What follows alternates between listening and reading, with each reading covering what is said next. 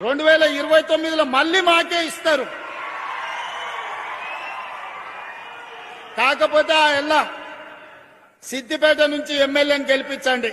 సిద్దిపేట నుంచి గెలిచిన ఎమ్మెల్యేను మా పెద్దలు దామోదర్ రాజనరసింహ గారు, మా వివేక్ వెంకటస్వామి గారు మంత్రిని చేయించే బాధ్యత వాళ్ళిద్దరు తీసుకుంటారు.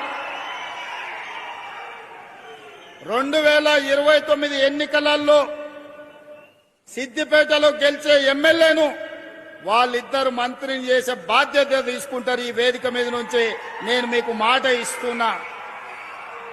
ఈ ప్రాంతంలో 1984 నుంచి 2029 వరకు ఒకే కుటుంబం ప్రజలలో ఉన్నారు. ఇతరులకు ఒక అవకాశం ఇవ్వండి అని నేను అడుగుతున్నా.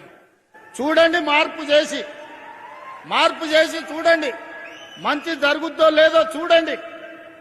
అందుకే ఈ ప్రాంత ప్రజలు చైతన్యవంతులు. ఈ ప్రాంత ప్రజలు విచక్షణతో ఆలోచన చేయండి. ఈ ప్రాంతాన్ని అభివృద్ధి చేసే బాధ్యత మా ప్రభుత్వం తీసుకుంటది.